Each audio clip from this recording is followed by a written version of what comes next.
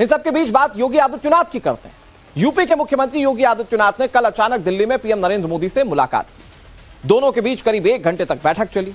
बैठक में विकास कार्य, संगठन विस्तार और भी कई राजनीतिक मुद्दे थे जिस पर चर्चा की गई।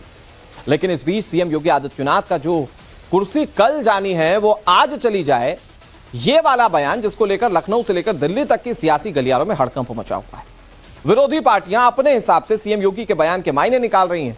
दूसरी तरफ समाजवादी पार्टी के दफ्तर के बाहर पोस्टर लगे जिसमें अखिलेश को विकल्प नहीं संकल्प बताया जा रहा है। रिपोर्ट जरा आप देखिए।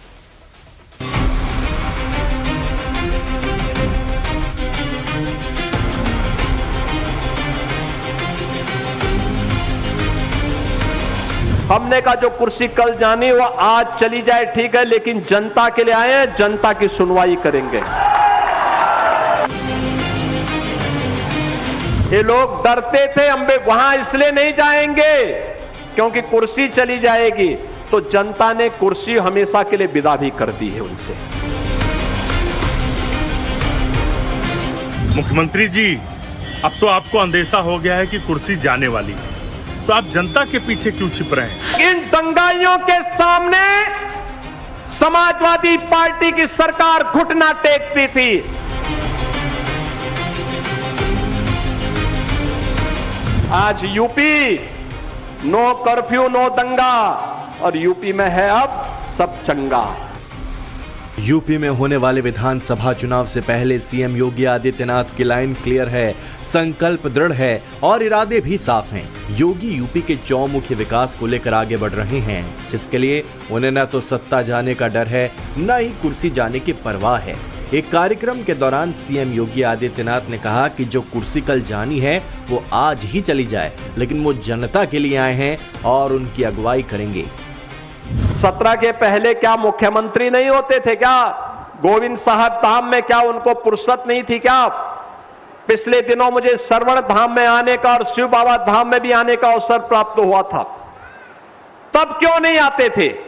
क्योंकि 17 के पहले मुख्यमंत्री को कहां फुर्सत थी, वो नोएडा नहीं जाते थे। लगता था कुर्सी खिसक जाएगी। 17 में जब मैं मुख्यमंत्री बना, मैं स्वयं वहां का कार्यक्रम बनाया तो मुझे भी ये बताया जा रहा था कि वहां जाने से कुर्सी खिसकती है। हमने कहा जो कुर्सी कल जानी वो आज चली जाए, ठीक है, लेकिन जनता के लिए आए हैं, जनता की सुनवाई करेंगे। और पहले ये लोग डरते थे हम वहां इसलिए नहीं जाएंगे क्योंकि कुर्सी चली जाएगी, तो जनता ने कुर्सी हमेशा के लिए विदा भी कर दी है उनसे। सीएम योगी आदित्यनाथ ने यह बयान नोएडा को लेकर दिया। दरअसल नोएडा को लेकर राजनीति में एक अजीब किस्सा दशकों तक चलता रहा। कहा गया कि जो यूपी का मुख्यमंत्री नोएडा गया उसकी कुर्सी चली गई। इस मिथक की चर्चा 1988 के तत्कालीन मुख्यमंत्री वीर बहादुर सिंह के नोएडा दौरे और उसके बाद उनके पद से हटने की घटना से और मजबूत हुई। इसके बाद 1989 में एनडी तिवारी के नोएडा के दौरे के बाद में सत्ता परिवर्तन ने इस धारणा को और बल दिया और हवा दी। इसके बाद नोएडा सिर्फ एक शहर नहीं रहा, बल्कि यूपी के मुख्यमंत्रियों के लिए एक मनोवैज्ञानिक डर बन गया।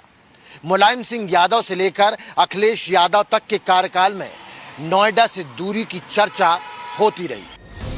लेकिन ये मिथक टूटा साल 2017 में जब योगी आदित्यनाथ मुख्यमंत्री बने और उसी के बाद नोएडा का ये सियासी मिथक टूटता चला गया। सीएम योगी ने नोएडा जाना शुरू किया, बार बार गए और संदेश दिया, सरकार अंधविश्वास से नहीं फैसलों से चलती है। हमने कहा जो कुर्सी कल जानी वो आज चली जाए, ठीक है, लेकिन जनता के लिए आए हैं, जनता की सुनवाई करें। बने हुए उनके बचपन के नाम राजकुमार सिद्धार्थ के नाम पर जिस जनपद का नाम सिद्धार्थ नगर है, इस जनपद में जन्म लेने, इस जनपद में आगे बढ़ने और सेवा का एक सौभाग्य अपने आप में जीवन को धन्य धन्य करता है। बहनों और भाइयों, आज से 2500 वर्ष पहले जो जनपद अपने वैभव के लिए विख्यात था, जो क्षेत्र, जो राज्य अपने वैभव के लिए विख्यात रहा होगा, क्या कारण है कि वह आजादी के बाद 75 वर्ष तक विकास के लिए तरसता रहा?